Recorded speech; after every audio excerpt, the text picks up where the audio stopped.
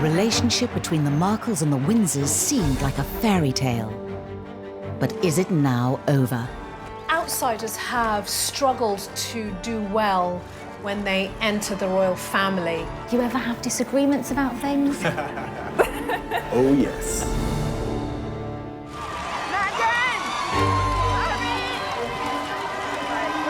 The inside story of when Hollywood glamour met the establishment. She was ready to do what it takes to be a wife for Harry and to be a member of the royal family that the country can be proud of.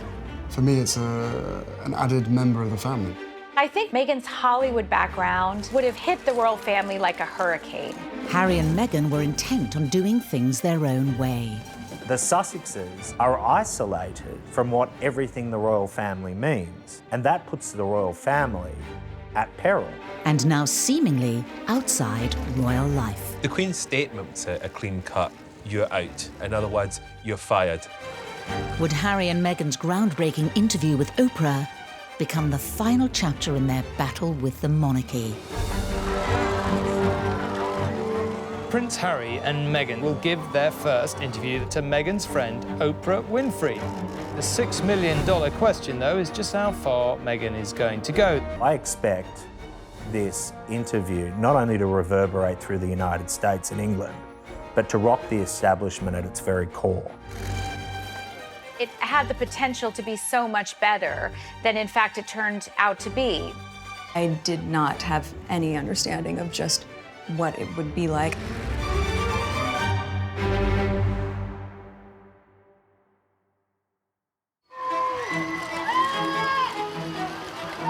Harry and Meghan are one of the most talked about couples on the planet. They've settled into their new lives away from the royal family, having swapped the regal backdrop of Windsor for the luxurious Hollywood Hills, in a move that echoes Edward VIII's infamous abdication. Quite a lot of us thought back to the abdication crisis in the 1930s when Wallis Simpson, a twice divorced woman, fell in love with a king, and that king, Edward VIII, had to give up his throne in order to marry the woman he loved. Harry and Meghan had to divorce themselves from the royal family, just as Wallis and Edward had to divorce themselves from the monarchy in order to continue their relationship. Now, with the tell-all Oprah Winfrey interview, are Harry and Meghan distancing themselves from, and even setting themselves against, the Windsors? Strikes me that they feel that they can continue to control media coverage of them, control the way their image is portrayed. Yeah, we'd all like to do that. What will the future hold for Harry and Meghan and the monarchy? In December 2017, Meghan Markle made history as she became the first royal fiancée to spend Christmas with the Queen. Talk about a baptism of fire. Here was a rare exception being made. Kate Middleton was not invited as William's girlfriend to spend Christmas at Sandringham with the royals, but here was Meghan doing just that. The Queen is very strict when it comes to family, and so to be invited was quite a significant thing. I'm sure Meghan Markle was absolutely terrified. Although she had only met Harry the year before, Meghan was being fast-tracked into royal life. This extraordinary special treatment could have possibly annoyed other members of the family. Perhaps Andrew and Sarah, because Sarah Ferguson had famously been not invited to spend Christmas there when her daughters and ex-husband were there. Maybe a few people might have felt that their noses were put out of joint because they've had to work so hard with the protocol and the rules and the regulations, and here enters Meghan and is straight into Sandringham. I think it would have been a very diplomatic line that she would have had to walk. Despite the huge pressures of a first Christmas with the in-laws, being face-to-face with senior royals was a perfect opportunity to charm the firm. I'm sure it must have been pretty daunting, actually, for Meghan to rock up at Sandringham for Christmas with the Queen. What do you give the Queen? You know, what do you give your prospective father-in-law, you know, Charles? I mean, it must have been frightfully difficult. The royal family have this tradition of not giving each other expensive gifts. In fact, the cheaper the gift, the better it is.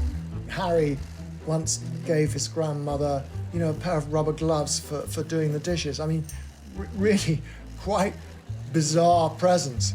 Meghan would have found that as extraordinary as a certain Diana Spencer did at her first Christmas by buying lavish gifts for her in-laws. She never made that mistake again. Meghan played a blinder on that first Christmas. She got a toy, a singing hamster for the Queen, and apparently she loved it, and so did the corgis. Despite winning over the Queen, Meghan's first royal Christmas wasn't completely free from controversy.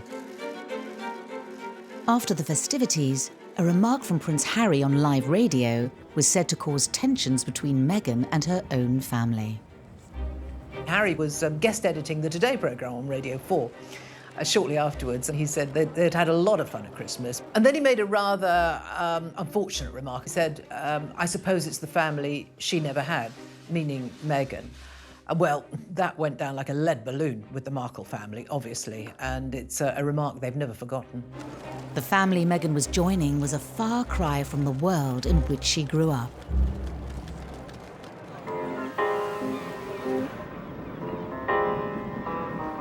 It was against the golden backdrop of Hollywood that Meghan's parents, Doria Ragland and Thomas Markle, first met. Thomas went into the entertainment industry and became a lighting director.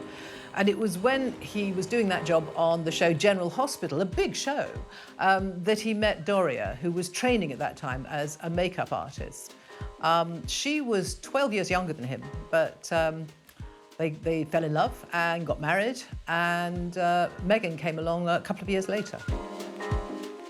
Thomas had been married before, and he had 2 children, much older than Meghan, from his first marriage. Thomas Jr. and Samantha, her 2 half-siblings, they weren't close to her. She was not close to them. Despite her parents divorcing when she was young, Meghan enjoyed a supportive upbringing with both Doria and Thomas. She hung around the studios where her father was the lighting director. It must have been really exciting, and she certainly got the bug. Her first big break came with Suits, when she got the plum role of Rachel that everybody fell in love with. Rachel's character was very sexy, she was savvy, she was ambitious. It's actually not dissimilar to Meghan Markle herself. Whilst Meghan was being thrust into the limelight, Prince Harry, a young officer in the British Army, was trying to escape it. And what do you think the public perception of Harry is? I don't know, it fluctuates. It depends on what the media want to write, I suppose. But they're 2 very different things, what the public think and what the media think. The British public have always had a huge amount of affection for Prince Harry, but certainly the press have had quite a love-hate relationship with him. He was seen as a bit directionless. He was seen as a bit of a party boy. He liked having a good time. Despite being labelled a party prince, as he entered his 30s, Harry proved that he still had an important role to play within his family. He created some wonderful initiatives, the Invictus Games, which was really his baby. He also worked on Heads Together, you know, taking away some of the stigma surrounding mental health and mental health issues, being very open and honest about his own struggles, which was incredibly brave. And Harry was, at that time, arguably the most popular royal. In 2016, Meghan touched down in London. The last thing she would have expected was a blind date with the 5th in line to the throne. It's a lot easier if you have a boyfriend that understands the press and understands fame. And she definitely got that with Prince Harry. You could meet a more famous man in all the world than Prince Harry.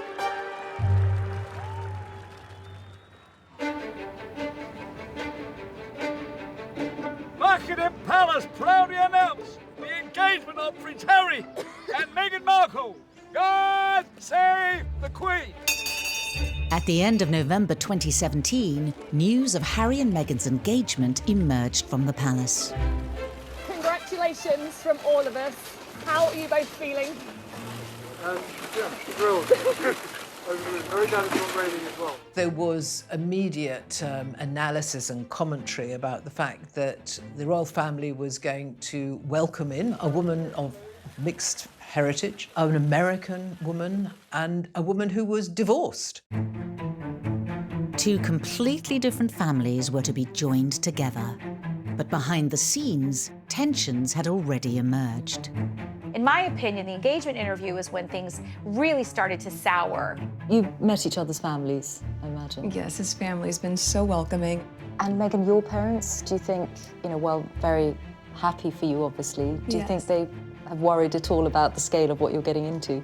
Well, I'm sure at the onset, both my parents and my close friends were concerned. I did not have any understanding of just what it would be like.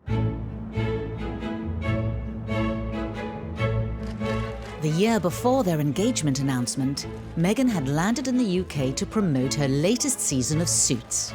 Meghan and Harry were set up on a blind date by a mutual friend. They immediately clicked. Harry actually said it was like love at first sight. She was so open and he thought she was so sweet. And they just got on like a house on fire. Oh, yay! Thank you for watching. Hi there, how are you? Nice to meet you. Very few people knew the couple were dating, but Meghan let her mother Doria in on the secret. Any young man wants to make a very good impression, and I don't think Harry was any different. So when they met in LA in a rather luxurious mansion, he was a bag of nerves, apparently. She rather less so. She said that the meeting was a little bit surreal, actually, and I suppose it would be. Hey, Mum, here's a prince. But it went very well, and Harry has become extremely fond of Doria. She's been a close part of their lives pretty much ever since. But Harry and Meghan didn't meet with her father, Thomas. This is one of the great what-ifs of the whole saga. Why didn't Harry go to Mexico to meet him?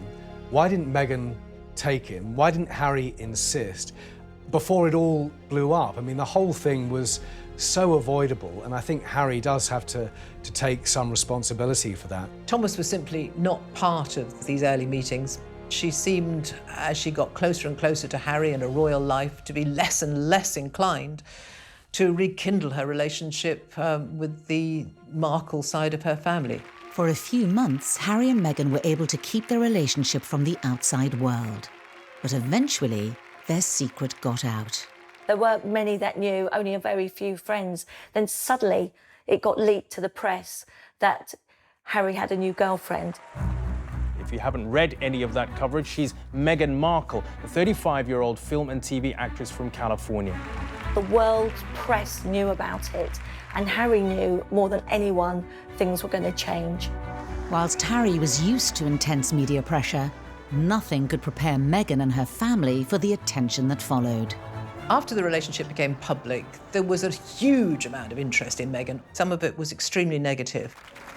There were things like that that I think put a really bad taste in Harry and Meghan's mouth in terms of the underlying and even blatant racism. With the glare of the world's media now upon both the Markles and the monarchy, questions were quickly asked as to how the relationship had reached the press. When in a relationship or dating with a member of the royal family from the palace, it's not an easy thing to keep secret. Prince Harry's got his close protection and they're very discreet. But at the same time, there's other people who quite enjoy, can I say, a gossip. In the case of the leak about Meghan and Harry's relationship, which Harry was said to be incandescent and furious about, was rumored to have come from someone in Prince Andrew's camp. I have no idea if that's the case, but what I can say is that there are so many leaks in the family. There were rumors about Harry's new girl, and he was madly in love, and those got out, and I don't think Harry was quite prepared for all of that when it happened. The wave of intense media attention led Harry to take a public stand against the press. An explosive public statement from Harry was the first indication that the press were now on notice. He requested the media pause and reflect before any further damage is done. The one thing the royals are meant to do is make sure that everyone is on the same page. And the fact is that the Prince of Wales was abroad on an official tour. Charles himself was only given a matter of moments to scan his son's statement, and there was a feeling that Harry had been thoughtless and that he should have consulted his father, he should have consulted his brother more, and there could have been a more measured response. With Harry and Meghan's relationship now public, they focused on an important meeting behind palace walls.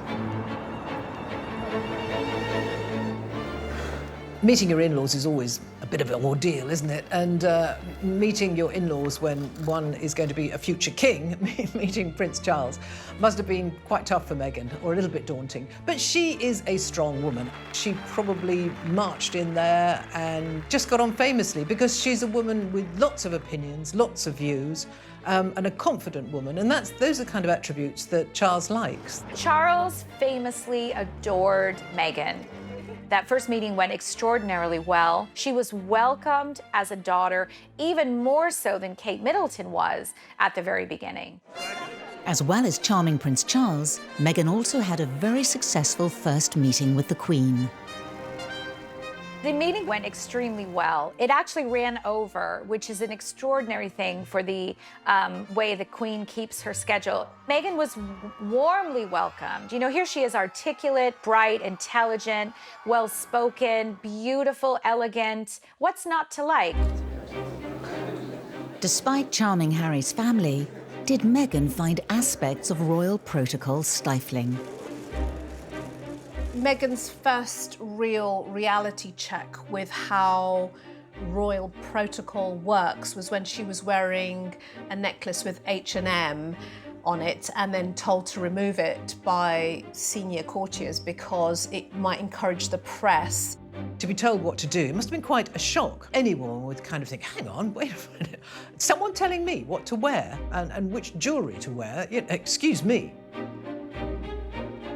She likes to have the freedom to do what she wants and when she wants. She wouldn't want to be told, you know, what to wear at any occasion. You could look at this instance and say, was that the beginning of Meghan saying, I'm not going to have people like this controlling me?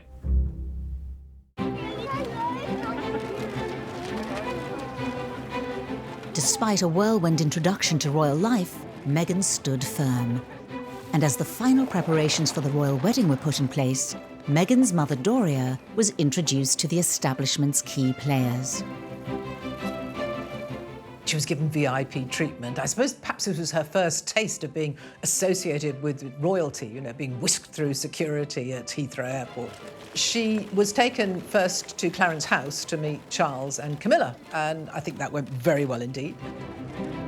Meeting all the royals, Kate, William, Charles, must have felt like royal speed dating. I've got to get to know everybody, I've got to form these connections really quickly.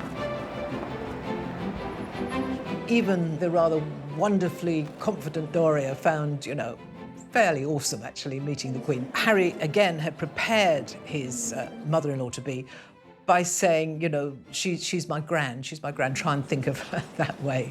Though I don't think many people think about the Queen that way. While Doria was winning over the Windsors, another member of the Markle family was conspicuous in their absence. It had been planned that Thomas Markle would have flown over and that he was going to walk Meghan down the aisle as father of the bride. However, it came to light that Thomas Markle had worked with a paparazzi photographer to stage photographs of him ahead of the wedding. He was living in Mexico, surrounded by paparazzi. He tried to set up this deal with a photographer in the belief that they would then go away. Well, I'm afraid that just shows his naivety.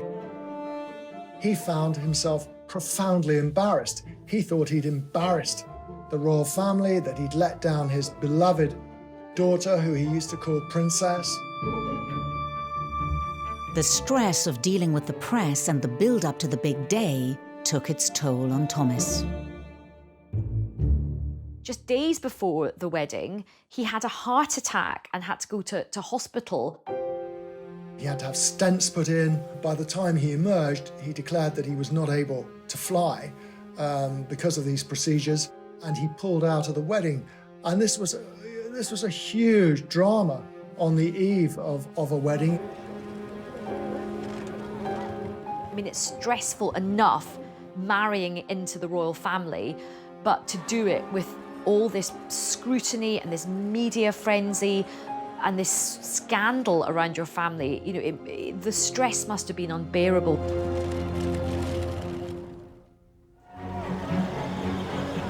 Despite the frenzied build-up, Harry and Meghan's big day was finally upon them. But with her father unable to give her away, Meghan was left with a huge dilemma.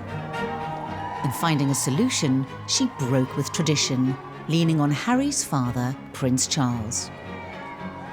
I thought it was the perfect embodiment, actually, of the modern woman, that she started out on her own, walked halfway down on her own, and then Charles joined her. It looked right. It sort of gave us an idea of what Meghan was going to be like. It sort of declaration of independence, if you like, on her part. I don't need anyone to give me away. I'm a free person. To the eyes of the world, Harry and Meghan's wedding had the flavour of a fairy tale. We saw Idris Elba and George Clooney and Oprah, you know, walking in. It was a star-spotting day, and she looked great. The bride looked fantastic. It was a wonderful day. I think everyone just thoroughly enjoyed it, and you just felt a sense of true welcome of this young bride into the royal fold. Meghan wanted it to be right. She wanted it to be perfect. Forget the red carpets in Hollywood. This was something else.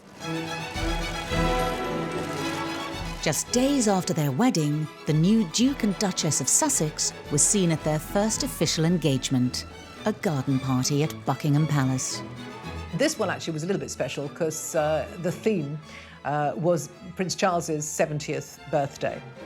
And that must have been extraordinary for Meghan. From the first instance, the Queen had implored upon the Windsor family to embrace Meghan. Not only because she was a person of colour and someone from an international country, but that she had this charm about her. Everything seemed so, I know, magical, hunky-dory after the wedding. We got this wonderful new mixed heritage, modern woman as part of the royal family, such a symbol of the monarchy moving with the times. And then it all got a bit soured, a bit tarnished by Meghan's family piping up again and again. It's so good to have a role model or someone that you look up to, but oftentimes when it's someone who looks like you or comes from where you come from, it's easier to connect and see it in a different way. Meghan was used to cameras and publicity, but really nothing can prepare someone for entering the most famous family in the world. And I think even she admits she was taken aback by it. As Meghan was starting her new life, her father felt he was no longer part of it. It was extraordinary that Meghan's dad did like a press tour in the days after the wedding, putting forward his side of things. It can't have been very easy for Meghan to watch her dad on television publicly disputing her side of the story or her version of events.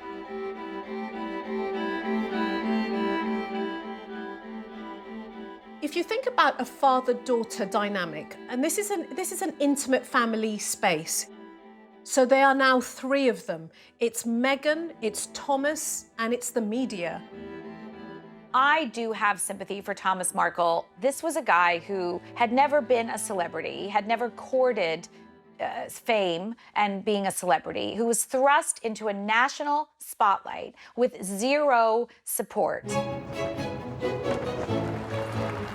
As her deteriorating relationship with her father continued to play out in the press, Meghan became centre stage in the royal family.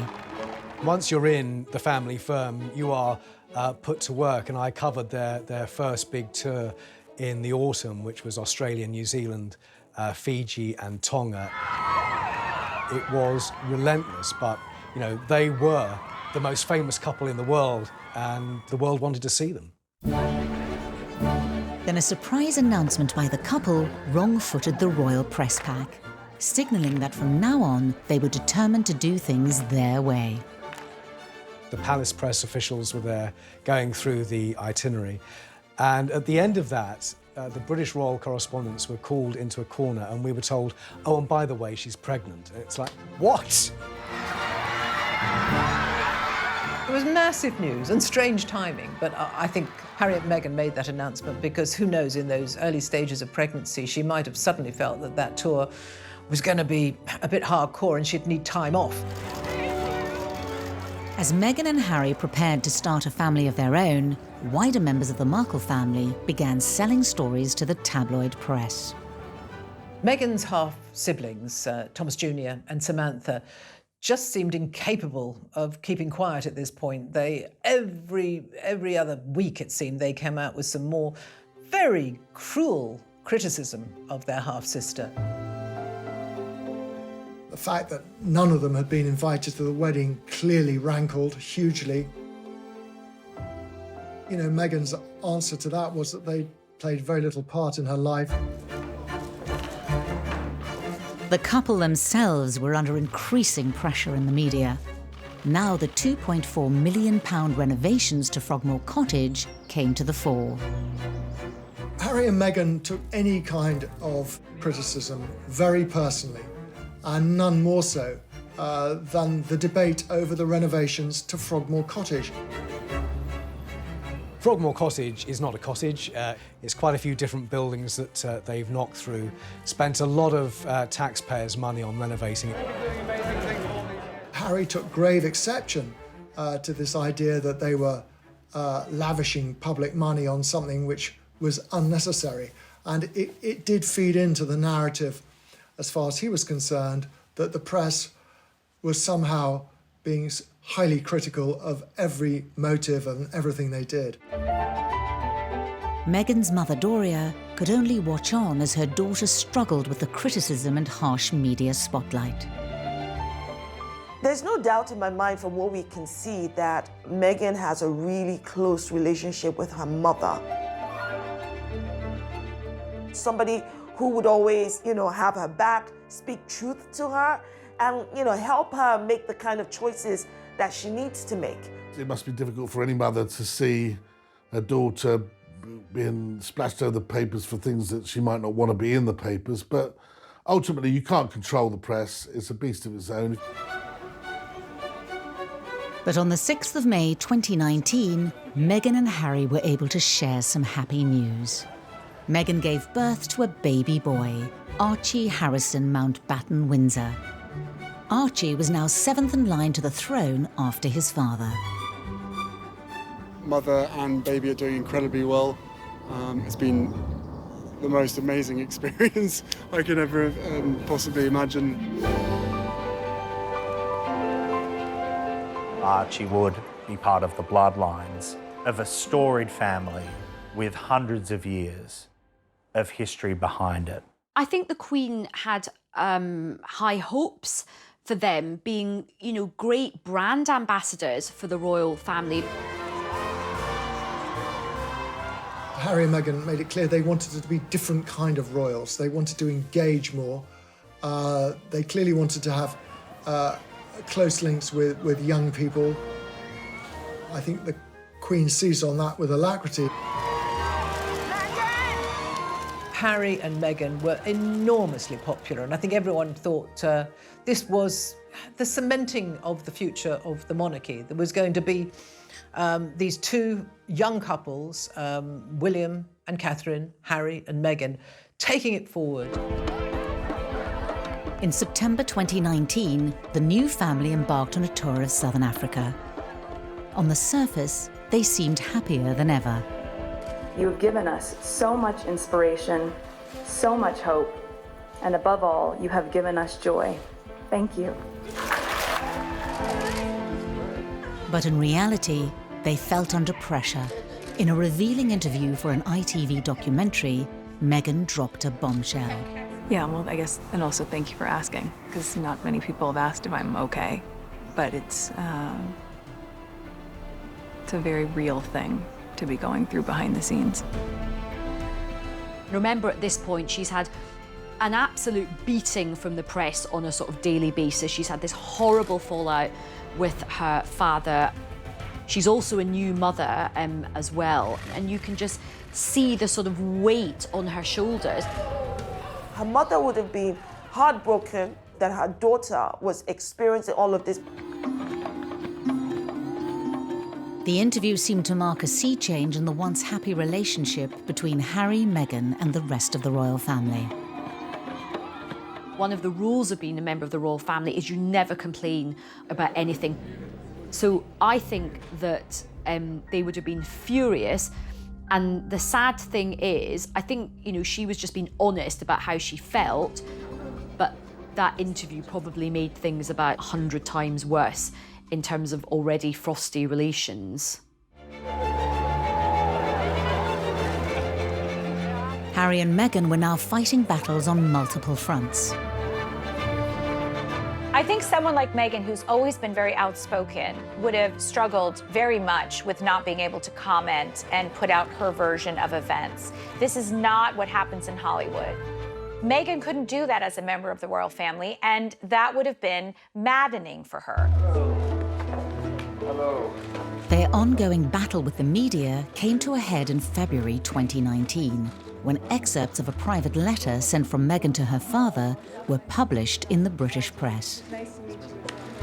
This letter was such a watershed moment, and I think this was the point at which, this was the straw that broke the camel's back, and they announced that they were going to fight back and that they were taking legal action against associated newspapers. Meghan believes that her privacy has been invaded and that she has the copyright over those letters. And Thomas Markle believes the opposite.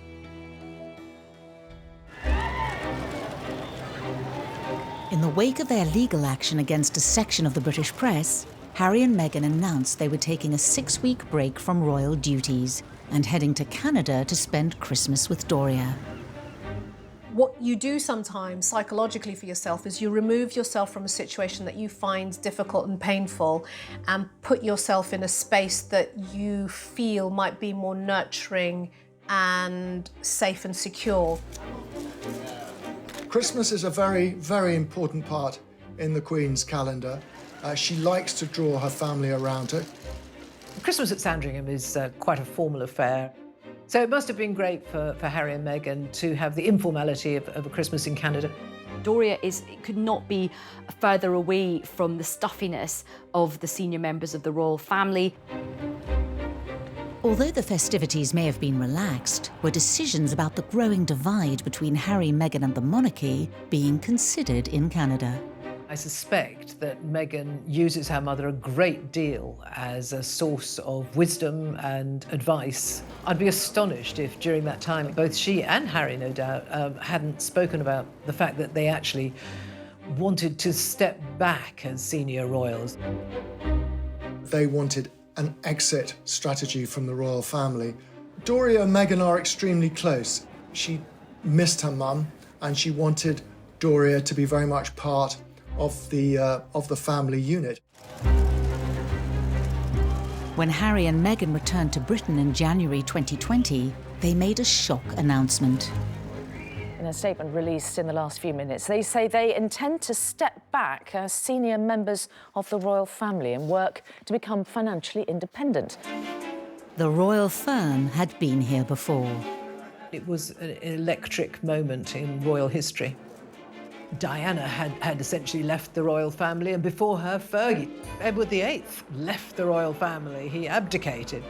Leaving the royal family is possible, but it's messy. Initially, it was a sort of a geographical split. They would be moving to Canada. They would come to Britain to do engagements when it suited them. The tabloids dubbed their decision as Megxit, and it sent shockwaves through the royal family. Harry, I'm sure, he felt, he was freeing himself, but for his father and brother and grandmother, it probably felt like an act of vandalism against the monarchy. They would have been both furious, but equally heartbroken as well. Away from the royal family, Meghan's supportive mother Doria treated the announcement with the utmost discretion. I think Doria has acted in the most regal way in all of this, because the royal way is to don't complain and don't explain. And that's exactly what Doria did. The Queen issued a statement that outlined a transition period to allow Harry and Meghan to step back from their roles as senior members of the royal family. The Queen's statement was obviously very much from her heart, but at the same time, it was very clean cut. You know, this is how it is. You're out. It's as simple as that. In January 2020, Harry, Meghan and Archie left behind their royal life and home at Frogmore Cottage for a new life abroad. For Prince Harry, it was a big decision because he's leaving his friends, his family. He felt he had to get his family out of Britain. He felt so angry and hurt about the press and about the institution of the monarchy. After a brief stay in Canada, Meghan and Harry settled in Santa Barbara in California, a familiar, glitzy surrounding for Meghan. Meghan and Harry live in Montecito, which is a very posh, fancy enclave. I happened to live there for 4 years. It's very private. We know that Oprah is a neighbor, Katy Perry and Orlando Bloom. They all live nearby. Montecito residents are very protective of their own. They won't talk about Harry and Meghan much to the press, and I should know because I've tried. She wanted to be around the place she knew. Meghan didn't know hardly anyone here in the UK, and it can be a very lonely place in the palace. She didn't want that life. She wanted to be free. They reportedly bought their 9-bed, 16-bath mansion for £11.2 million. They've seamlessly slipped into the Californian lifestyle, a million miles away from the Windsors' world. Their friends are not going to be members of the aristocracy with wonderful estates in Scotland to shoot grouse on, but Hollywood and a celebrity culture. Oprah Winfrey's a friend of Meghan and Meghan's mother. They're friends with the Clooneys. They're making connections all over Tinseltown. The move has only deepened the divide between Harry and Meghan and the monarchy. Meghan's mother Doria is now just a 90-minute drive away, a stark contrast to over 5,000 miles from the Windsors. Harry loves Charles. You know, they clearly have a strong bond, and now they are literally not as close as they used to be. I think they are staying in touch over Skype and Zoom, but it's not the same, is it? I'm sure it pains Charles that he will not have an active role in the upbringing of Archie. Harry seems to have an absolutely brilliant relationship with Doria.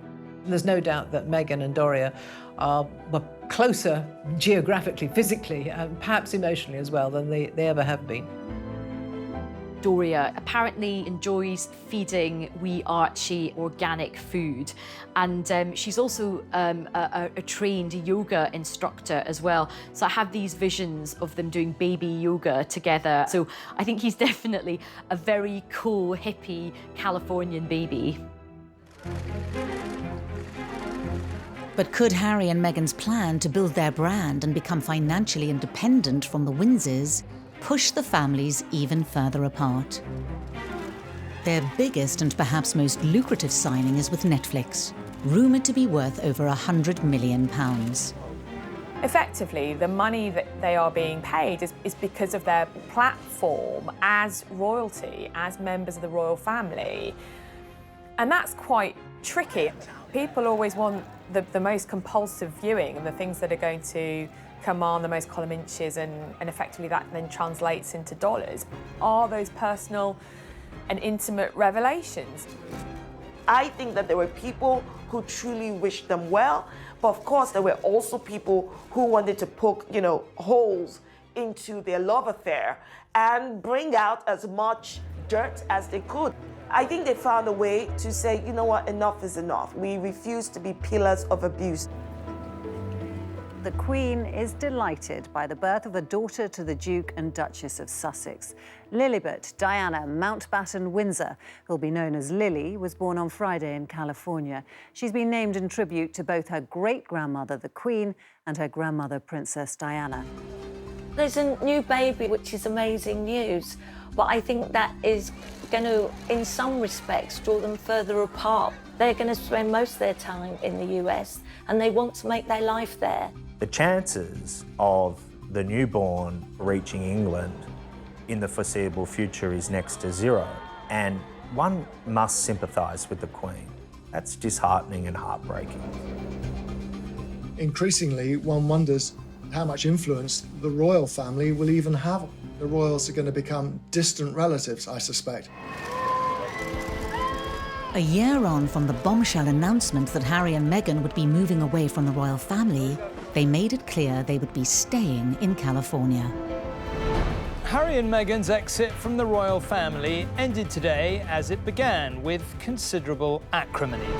Buckingham Palace confirmed that the couple would be stripped of all their honorary titles and royal patronages, including Harry's military titles and Meghan's role as Vice President of the Queen's Commonwealth Trust. I think Harry wanted it both ways. He wanted to be able to live a life free of responsibility, but still make change. And the reality was, the Sussexes in another country are isolated from what everything the royal family means. And that puts the royal family at peril. So the Queen had no choice but to strip them of the titles.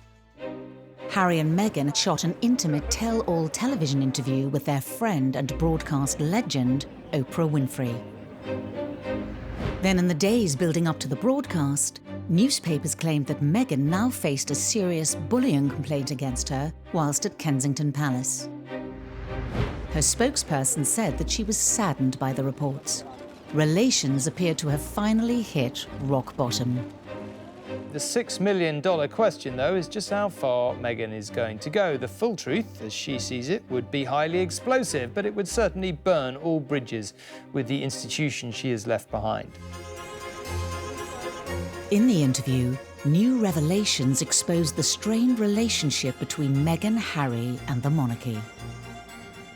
I expect this interview not only to reverberate through the United States and England, but to rock the establishment at its very core.